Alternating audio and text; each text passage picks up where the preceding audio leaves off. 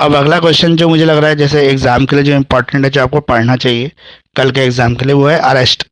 देखो अरेस्ट दोनों जगह है, सीआरपीसी यानी कि जो बीएनएसएस बन गया है अब, और आपका सीपीसी, दोनों में अरेस्ट है। तो सीपीसी में अरेस्टिंग कब होती है, कब अरेस्टिंग की जा सकती है, अरेस्ट का क्या प्रोविजन है, और attachment before attachment before judgement, ये दोनों चीजें आती हैं। और अरेस्ट का क्वेश्चन ना 23 में भी आया है आपको, और शायद 22 में भी आया है, या 22 और 21 में, दो बार आया है ये क्वेश्चन। तो ये क्वेश्चन अब आ सकता है। तो ऑर्डर 38 जो हमारा सीपीसी का है वो इसको कवर करता है, अरेस्ट को। तो पहले तो मैं आपसे पूछता हूँ अरेस्ट क्या होता है, बताइए क्या होता है अरेस्ट।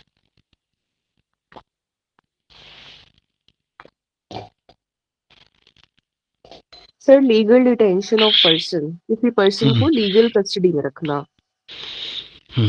अरेस्ट या डिटेंशन अगर हम कहें तो इसका मतलब ये है किसी व्यक्ति को किसी लीगल कॉज की वजह से डिटेन करके रखना, अपने पास कस्टडी में रखना।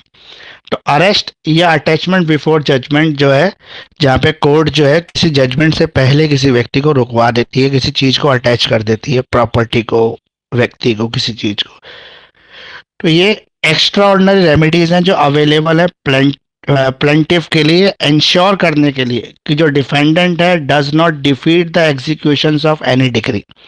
फॉर एग्जाम्पल मान लो कि अरेस्टिंग नहीं की और लीगल प्रोसीडिंग चल रही है, बाद में ऐसा पता लगा कि भाई ये अटैचमेंट नहीं किया, ठीक है, बाद में ये पता लगा कि जब डिग्री आई, तो डिग्री आने का कोई बेनिफिट नहीं हो पाया, क्योंकि जिसके अगेंस्ट डिग्री आई थी या तो वो पर्सन ही गायब हो गया, मतलब जिसके अगेंस्ट फैसला आया, जिसको फैसले के लिए हर्जाना भरना था, कंपनसेशन देनी थी, देने वाला व्यक्ति गायब हो गया।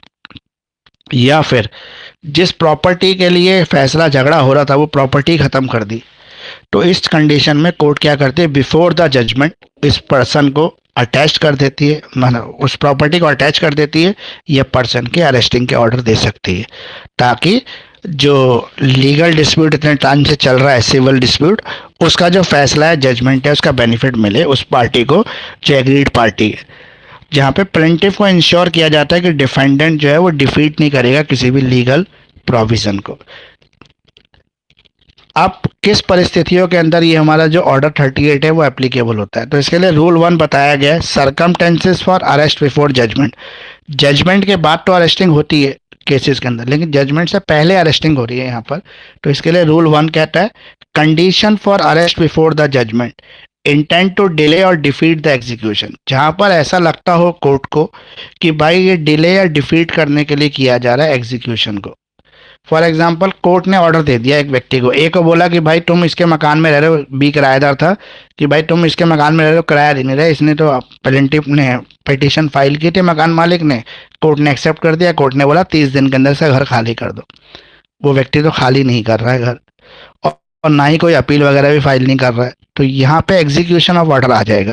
तो एग्जीक्यूशन ऑफ ऑर्डर में कोर्ट कह देगी कि भाई जाओ कोर्ट का स्टाफ और इसको खाली करवा के प्रॉपर्टी को उसको सौंप दो जिसकी प्रॉपर्टी है। तो इसे कहते हैं, मतलब जहाँ पे एग्जीक्यूशन डिफीट किया जा रहा हो वहाँ पर भी कोर्ट अरेस्टिंग के ऑर्डर दे सकती है, मतलब एक तरह से कंटेम्प्ट ऑफ कोर्ट हो गया। तो वहाँ पे कोर्ट इस व्यक्ति के खिलाफ कुछ दिन की इम्प्रीजमेंट या कुछ फाइन की यहाँ पे प्रोविजन दे सकती है। डिस्पोजल ऑफ प्रॉपर्टी, जहाँ पे ये लगता हो कि अगर अरेस्टिंग या अटैचमेंट नहीं की गई तो ये प्रॉपर्टी डिस्पोज हो जाएगी, ये प्रॉपर्टी खत्म हो जाएगी, खराब हो जाएगी। या एब्सकाउंडिंग, एब्सकाउंडिंग मतलब जो डिफेंडेंट है वो विदेश भाग जाएगा, फौरन चला जाएगा भागकर। जैसे बहुत सारे के, जैसे अभी हुआ था ना वो पिछले लोकसभा चुनाव में, कर्नाटका का एक वो था कैंडिडेट, प्रवन्ना कुछ कर था, वो उसके ऊपर बहुत सारी लड़कियों से रेप का चार्ज लगा। तो जब तक उसके खिलाफ केस फाइल हो रहा था या केस रजिस्टर्ड हो रहा था तो पुलिस ने गलती की कि उसको अरेस्ट नहीं किया, लेकिन वो क्या कर गया, विदेश भाग गया। तो अब उसको कैसे पकड़ेंगे। तो एब्सकाउंडिंग का जहाँ पे शक हो वहाँ पर भी कोर्ट जो है अरेस्टिंग करवा सकती है बिफोर द जजमेंट, फैसला आने से पहले। क्योंकि हमारे यहाँ पर ना कानून में एक चीज़ मानी गई है कि हर व्यक्ति जब तक निर्दोष है, जब तक उसको दोषी ना कह दिया जाए, साबित ना कर दिया जाए, जब तक कोर्ट उसको नहीं कह देगी कि आप दोषी हो, तब तक वो बेगुनाह है, निर्दोष है। इसको मानते हैं हम, और इसी मानने की वजह से हम ये कहते हैं कि भाई जजमेंट से पहले उसके ऊपर कुछ नहीं होना चाहिए, इसलिए बेल का भी प्रोविजन रखा गया है कि ड्यूरिंग द ट्रायल एक व्यक्ति क्यों जेल में रहे अननेसेसरी, उसको बेल पे बाहर ले आओ, क्योंकि उसके पास भी फंडामेंटल राइट्स को एंजॉय करने का राइट्स है। ठीक है, तो यहाँ पर इसी के कोर्ट ने ये बोला है कि अरेस्टिंग बिफोर जजमेंट हो सकती है, लेकिन इस कंडीशन में हो सकती है। अब proceeding for arrest before judgement, कैसे प्रोसीड करोगे आप इसको अरेस्ट बिफोर जजमेंट को? तो यहाँ पर प्लेंटिफ या डिफेंडेंट एक एप्लीकेशन फाइल करेगा जहाँ पे उसको लगता है कि इस तरह की अरेस्टिंग होनी चाहिए, अदरवाइज जजमेंट आने का कोई फैसला नहीं होगा, या अटैचमेंट होनी चाहिए, जजमेंट आने का कोई फैसला नहीं होगा। या कोर्ट को सेटिस्फेक्शन करने के लिए, फॉर एग्जाम्पल ए और बी के ऊपर जो डिस्प्यूट चल रहा था वो 5 लाख की प्रॉपर्टी का चल रहा था।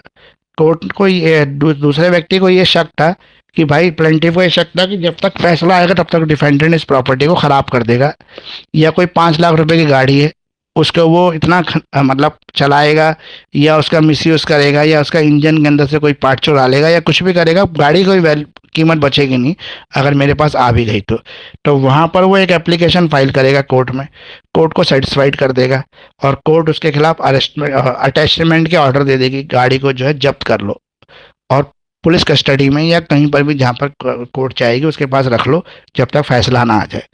तो यहाँ पर अगर सामने वाली पार्टी डिफेंडेंट ये बोले कि भाई गाड़ी की वैल्यू 5 लाख की, मैं 5 लाख की सिक्योरिटी दे रहा हूँ कोर्ट में, तो फिर अटैचमेंट प्रॉपर्टी को रिलीज कर देगी कोर्ट, फिर कोर्ट रिलीज कर देगी जहाँ पे सिक्योरिटी आ जाएगी वहाँ पर।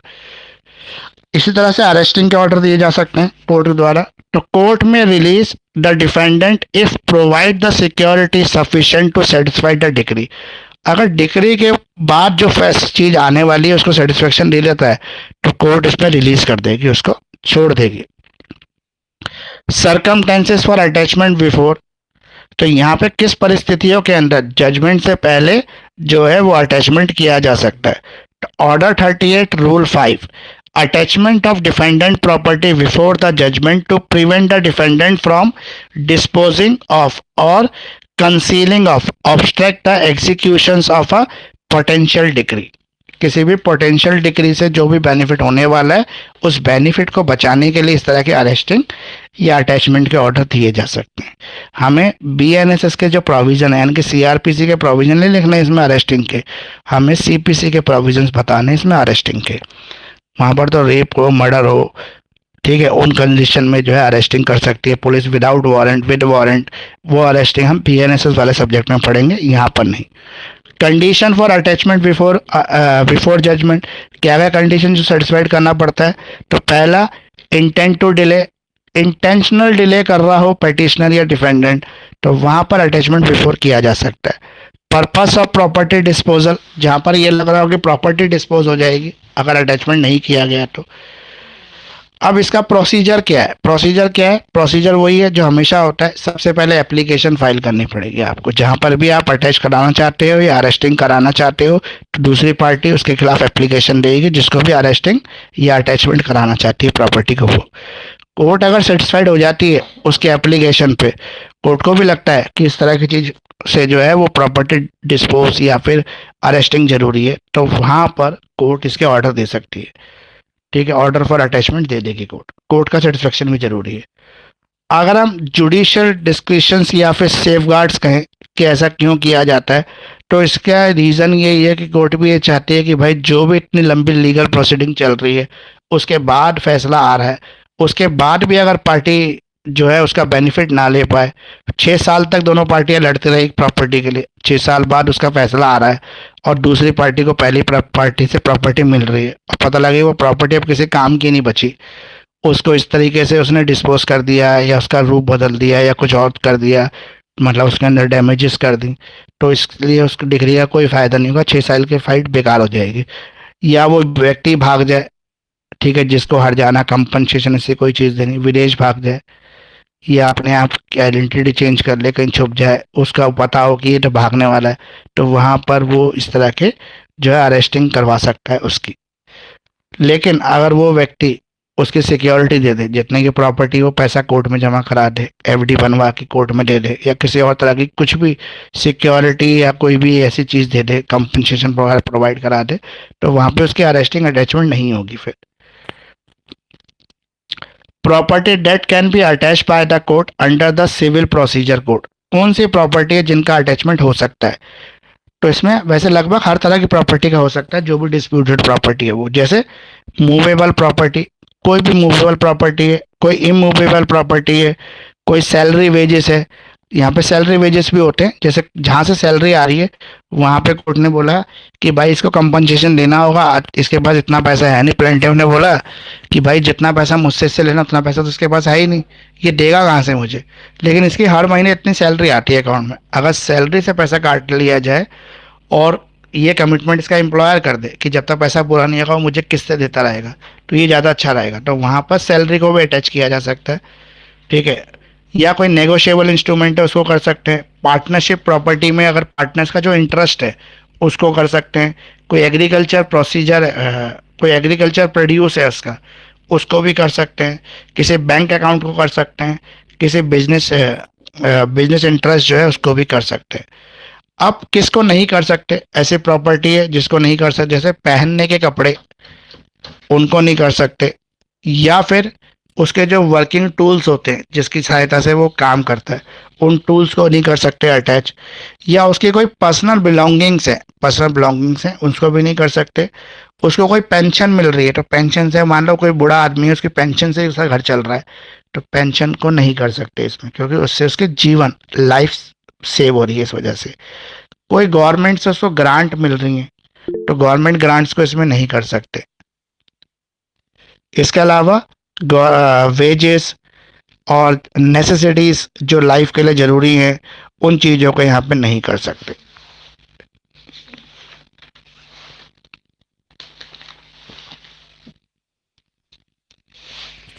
अब जो और इसके अंदर है वो मैं देख लेता हूँ एक बार कि कौन सी ऐसी चीज़ें अब जो रह गई हैं जो हमें एग्जाम के हिसाब से करना चाहिए। वैसे आपको देखो, ये प्लीडिंग प्लीडिंग भी एक इम्पॉर्टेंट क्वेश्चन है।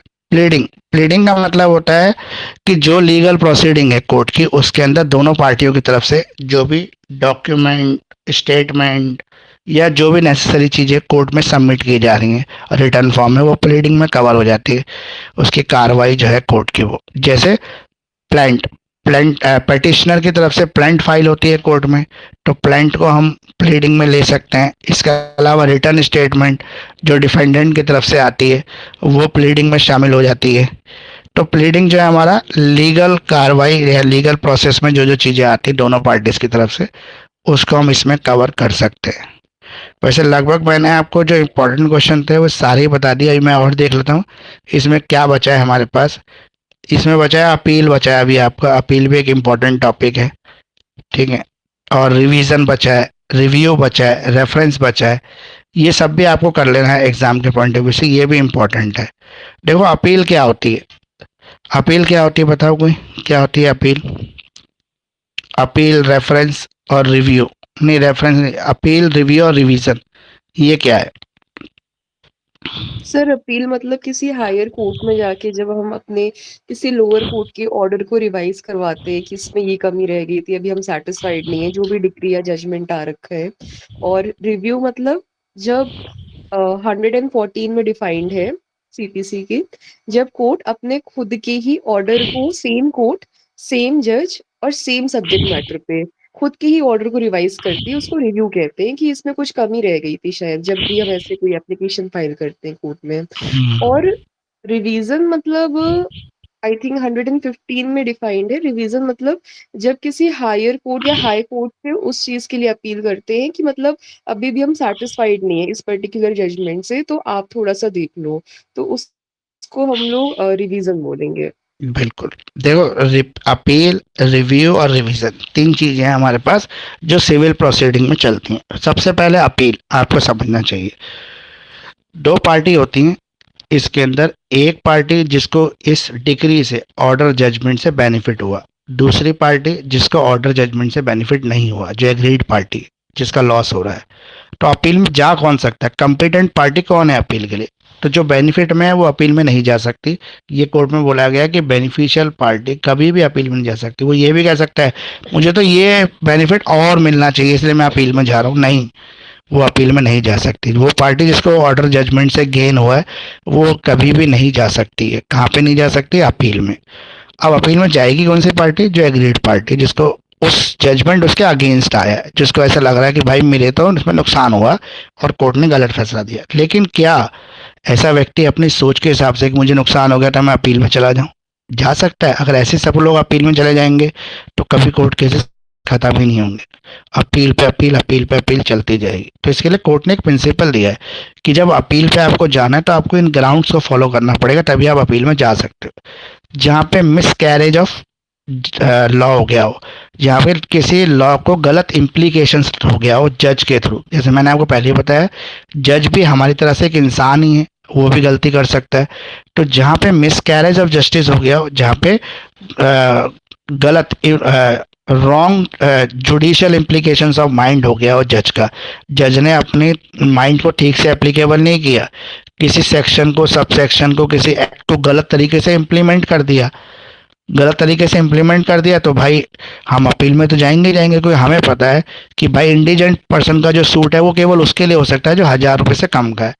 लेकिन जज ने पहली बार तो उसको एक्सेप्ट कर लिया, जबकि उसकी प्रॉपर्टी का मैंने सबूत दिया, फिर भी जज ने मेरी बात को इग्नोर करते हुए उसको एक्सेप्ट कर लिया, फिर उसमें फैसला भी दे दिया इंडिजेंट पर्सन सूट पे जो रॉन्ग है। तो वहाँ पे मैं जजमेंट में जा सकता हूँ। या फिर फॉर एग्जाम्पल मान लो रेंट डिस्प्यूट था, मुझे पता था कि भाई मालिक हमेशा रेंट डिस्प्यूट में जीत सकता है, लेकिन वो तो मालिक ही नहीं था, मैं तो उसके टाइटल को ही चैलेंज कर रहा था कि वो मालिक ही नहीं है मेरा, मेरा मालिक तो दूसरा बंदा है।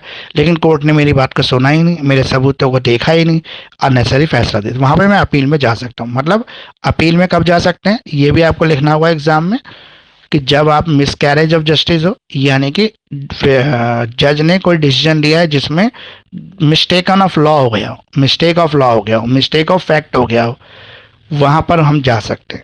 कहाँ पर जा सकते हैं? अपील में। अपील में केस को क्या दोबारा सुना जाता है? नहीं, अपील में उसी प्रोसीडिंग पे फैसला दिया जाता है जो ट्रायल कोर्ट में हो चुका है। जो ट्रायल अगर कंप्लीट दोबारा ट्रायल करना हो तो कोर्ट उसको लोअर कोर्ट में दोबारा ट्रांसफर कर देती है। ये तो अपील हो गया। अब आ गया आपका रिव्यू। जैसे अभी शिखा ने बताया कि रिव्यू क्या होता है। देखो, रिव्यू का मतलब है दोबारा से व्यू करना, रिव्यू करना, यानी कि दोबारा से हम व्यू कर रहे हैं। दोबारा से व्यू का मतलब ये हो रहा है कि जिस कोर्ट ने फैसला दिया है उसी से हम रिव्यू पिटिशन लगा दिया कि जज साहब आपने सब कुछ तो ठीक किया, थोड़ा सा शायद ये आपसे आपने ध्यान नहीं दिया इस चीज, इस फैक्ट के ऊपर, ये और देख लो और इस जजमेंट में कुछ चेंज कर सकते हो तो कर दो। तो कोर्ट ने माना कि हाँ ये फैक्ट थोड़ा कंसिडर करने में दिक्कत हो गई, मिस्टेक ऑन ऑफ फैक्ट हो गया हमसे, हम इसको दोबारा कंसिडर करके हम अमेंडमेंट ऑफ ऑर्डर लेके आएंगे। तो कोर्ट अपने और जजमेंट को अमेंड कर देती है, जजमेंट, अमेंडमेंट ऑफ जजमेंट। देखो, जजमेंट, ऑर्डर, डिग्री, ये तीनों अलग अलग चीज हैं, इनमें कभी कंफ्यूज मत होना। फाइनल डिसीजन जो कोर्ट का होता है वो judgement, during the proceeding court को निर्देश देती है वो ऑर्डर, और डिक्री जहाँ पे कोर्ट किसी चीज को करने के एग्जीक्यूशन के ऑर्डर देती है वो डिक्री। तो ये डिक्री, जजमेंट, ऑर्डर भी आपको क्लियरली पता होना चाहिए, आप यहाँ पर कोई मिस्टेक मत करना। अब ये हो गया आपका रिव्यू। रिवीजन क्या है?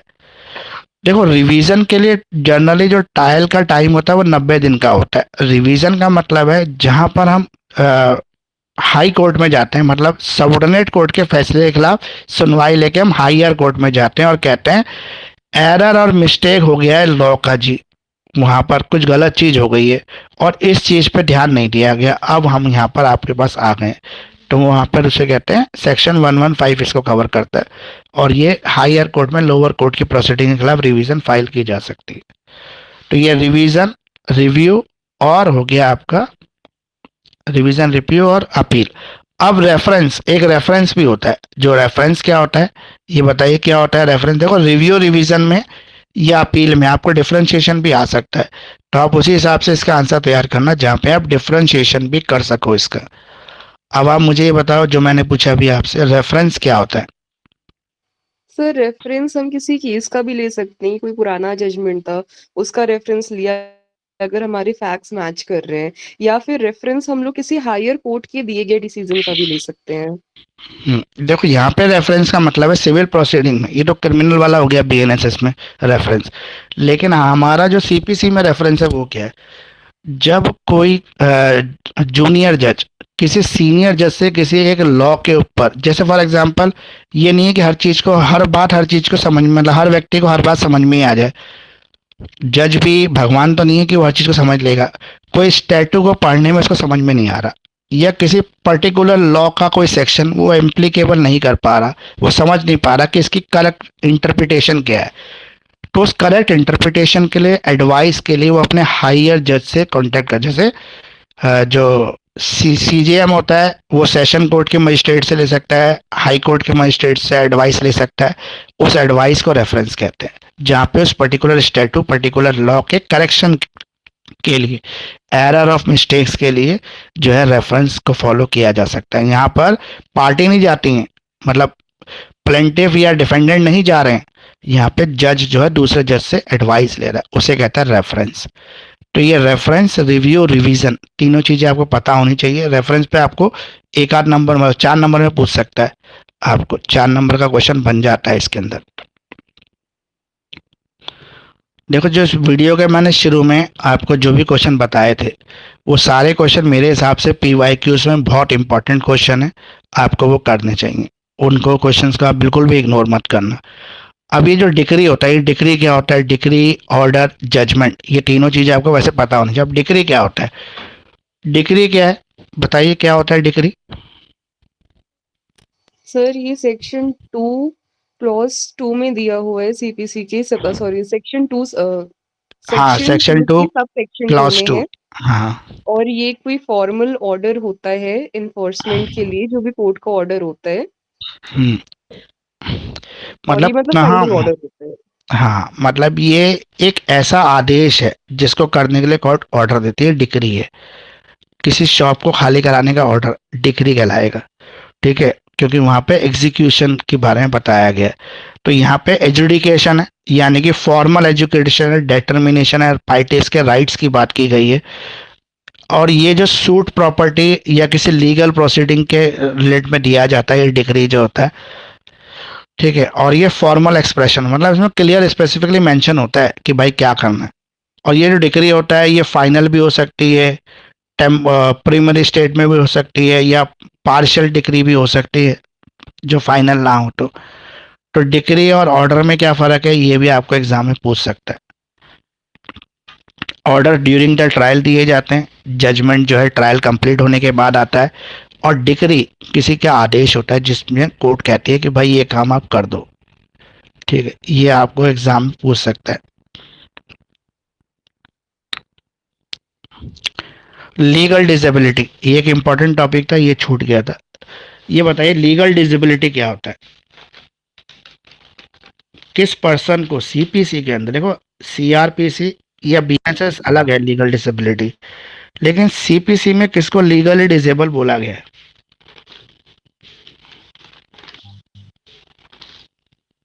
सर ऐसा पर्सन जो मतलब सूट नहीं फाइल कर पा रहा है, उसके लिए बोला गया है। हाँ, ऐसा पर्सन जो इंडिजेंट सूट फाइल पर्सन करने के के, लिए बोला गया है सर, और ये कॉन्स्टिट्यूशन में भी इसके बारे में लिखा है, आर्टिकल 39A में। और इसके लिए मतलब कि पहले कोर्ट को प्रूफ करना पड़ता है कि आप सच में मतलब इंडिजेंट हो, आप इस लायक नहीं हो कि आप सूट फाइल कर पाओ। और फ्री ऑफ कॉस्ट फिर कोर्ट की तरफ से आपके लिए वकील अपॉइंट होता है, और कोर्ट फी भी नहीं लगती है। और इसके लिए बस दो इम्पोर्टेंट चीजें और हैं, जैसे कि आपने 2 महीने पहले अपनी कोई प्रॉपर्टी डिस्पोज ऑफ नहीं की हो, ताकि आप एक इंडिजेंट पर्सन की श्रेणी में और गलत तरीके से फायदा उठाओ इस प्रोविजन का। और ना ही आप किसी और पर्सन के बिहाफ पे इंडिजेंट पर्सन बन के मतलब लड़ो केस। देखो दो चीजें यहाँ पे मिक्स हो गई, ये इंसिडेंशियल प्रोसीडिंग आ गई, ये अलग है, लीगल डिसेबिलिटी अलग है। लीगल डिसेबिलिटी में 3 लोगों को शामिल किया गया, माइनर, इंसेन और इडियट। यही लोग हैं कानून के हिसाब से जो लीगली डिसेबल हैं किसी भी केस को फाइल करने के लिए, केस की प्रोसीडिंग में डिफेंड करने के लिए, जजमेंट को एग्जीक्यूट करने के लिए, डिक्री को एग्जीक्यूशन के लिए, ये लोग लीगली डिसेबल है। 3 ही लोगों को बताया गया, तो 3 लोगों के आप नाम याद कर लो, माइनर, इंसेन और इडियट। यही 3 लोगों को यहाँ पे लीगली डिसेबल माना गया। देखो डिसेबल दो तरह के होते हैं, एक मेंटली, मेडिकली डिसेबल, लेकिन हमारे यहाँ पे हमें लीगली डिसेबल देखना है जो सीपीसी में है, या लिमिटेशन एक्ट में जिसको बोला गया है। लिमिटेशन एक्ट 1963 के अंदर इसको बोला गया कि ऐसे व्यक्ति सूट के लिए लीगली डिसेबल है, वो उनके खिलाफ कोई सूट नहीं चल सकता, वो किसी भी सूट के अंदर पार्टी नहीं बन सकते, उनके खिलाफ कोई भी ऑर्डर, जजमेंट पास नहीं हो सकता। माइनर, इंसेन और इडियट। अगर हम लीगल डिसेबिलिटी की बात करें तो इसकी जो डेफिनेशन दे रखी है वो सेक्शन 6 में दे रखी है, जिसके सब सेक्शन 1 में इसको बताया गया है कि कौन सा पर्सन है जो लीगली डिसेबल है। तो तीन ही पर्सन बताए गए हैं, इडियट, इंसेन और माइनर, जिनके खिलाफ कोई भी ऑर्डर, मान लो कोई ऑर्डर पास हो गया किसी इडियट पर्सन के खिलाफ, वो इडियट पर्सन उस प्रॉपर्टी में रहता है, बोला कि भैया प्रॉपर्टी खाली कर दो, तो जब तक वो पर्सन ठीक नहीं होगा तब तक कोई एग्जीक्यूशन ऑफ ऑर्डर नहीं होगा। जब वो ठीक हो जाएगा उसके बाद भी उसको मौका दिया जाएगा अपना डिफेंड करने का, अपना पक्ष रखने का, अपनी तरफ से डब्ल्यूएच फाइल करने का, पूरी प्रोसीडिंग चलेगी, उसके बाद ही वो व्यक्ति उस प्रॉपर्टी को खाली करेगा। ऐसे ही कोई माइनर है किसी घर में रह रहा है, वो केस उसका, वो उस प्रॉपर्टी पे कोई केस जीत गया जिसमें माइनर रह रहा है, माइनर उस घर को खाली नहीं करेगा अगर उसका कोई गार्जियन नहीं है तो। जब तक माइनर मेजर नहीं होगा तब तक वो उस प्रॉपर्टी को खाली नहीं करेगा।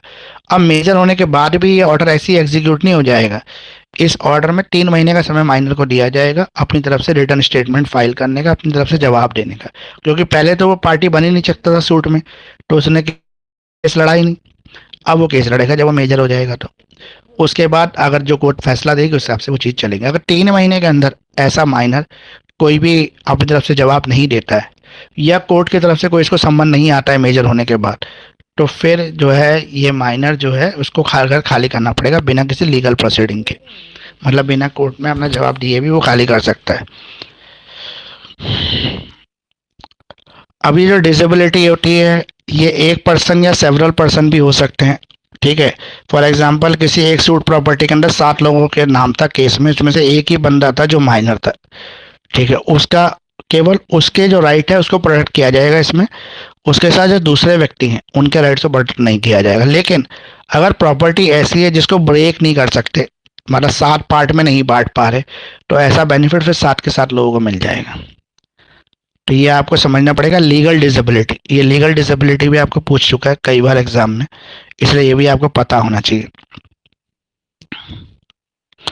अटैचमेंट जो है ना वो मैंने आपको बता दिया, अटैचमेंट, अरेस्ट, ये भी इम्पोर्टेंट था आपका। और देख लेते हैं अभी कौन सा बच गया है, लगभग हमने सर मतलब इसमें सभी फ्रॉड टॉपिक को वाला छू भी लिया है। है। सर इसमें फ्रॉड वाला भी है ना, वो भी बता दीजिए एक बार। चलिए फ्रॉड, बताइए। हाँ जी सर। फ्रॉड मिस रिप्रेजेंटेशन, देखो फ्रॉड तो फ्रॉड ही होता है ना, कोई अगर धोखाधड़ी से किसी की प्रॉपर्टी को हासिल कर रहा है, फ्रॉड कर रहा है किसी के साथ, या मिस रिप्रेजेंटेशन ऑफ फैक्ट कर रहा है, तो उस व्यक्ति के खिलाफ जो सिविल सूट है, लीगल प्रोसीडिंग है, वो चलाई जा सकती है। लिमिटेशन एक्ट का भी हमने शायद कोई क्वेश्चन किया नहीं है ना, लिमिटेशन एक्ट के भी 1-2 क्वेश्चन अभी देख लेते हैं।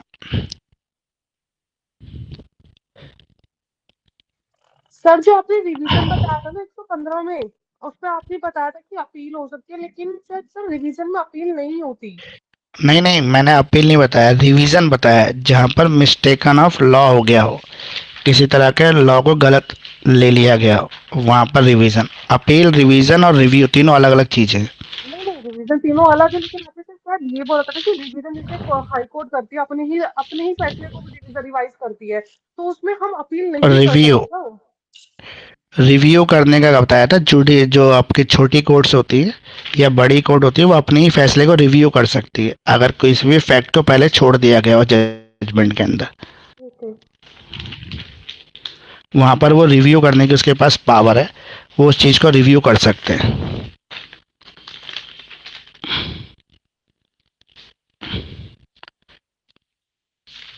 और तो मुझे लग रहा है मेरे हिसाब से मैंने आपको हर चीज़ कराई दी है।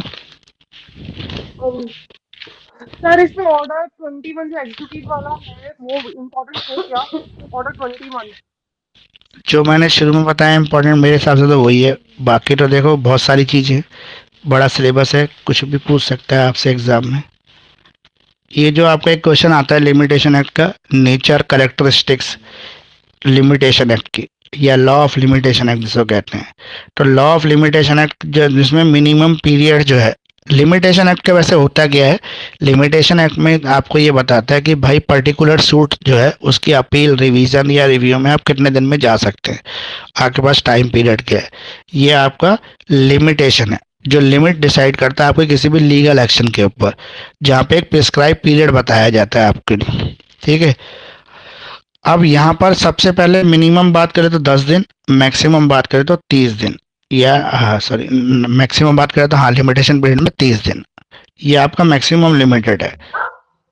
It prescribe the time limit for filing a suit, appeal, application which aggrieved person can approach the court for redress और जस्टिस। जहाँ पे एग्रीड पर्सन जिसके अगेंस्ट फैसला आया है वो जा सकता है कोर्ट में, अपील कर सकता है, रिव्यू कर सकता, रिवीजन कर सकता है, इसके लिए फाइल कर सकता है petition. It is based on the following matter, यहाँ पर जो है इंटरेस्ट, रेप्लीकेबल विजिट फर्स्ट लिटियम, it is the interest of the state that there should be end of the litigation. देखो यहाँ पर अगर हम बिना लिमिटेशन एक्ट के और अपील प्रोविजन या अपील रिवीजन या रिव्यू की पावर छोड़ दे ऐसी, तो कोई कभी भी उठ के आएगा और अपील लगा देगा। तो इसलिए कोर्ट ने लिटिगेशन को एंड करने के लिए ये एक लिमिटेशन लगाई गई है कि केवल आप इतने दिन के अंदर ही इसके खिलाफ आ सकते हो, कोर्ट में बोल सकते हो या कोर्ट के अंदर अपना पक्ष रख सकते हो। ये नहीं है कि आपका फैसला आया था 2020 में और 10 साल बाद आपको याद आया कि वो तो गलत फैसला था, उसके अंदर ये चीज़ गलत हो गई थी, आप उठ के आ गए कोर्ट के सामने, तो ऐसा नहीं होगा। इसका मेन जो पर्पस होता है वही होता है कि किसी भी लीगल डिस्प्यूट को एंड करना है।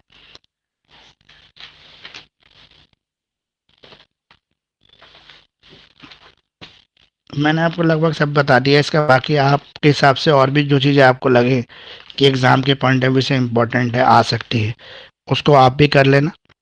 और इसकी जो रिकॉर्डिंग है वीडियो की वो थोड़ी बहुत देर में मैं अपलोड कर दूंगा, यूट्यूब पे आपको मिल जाएगी, बाकी ग्रुप में भी मैं शेयर कर दूंगा इसकी रिकॉर्डिंग जो है, वहाँ से भी आपको मिल जाएगी। 2 पार्ट में मिलेगी क्योंकि 2 ही पार्ट में मैंने इसको रिकॉर्ड किया है।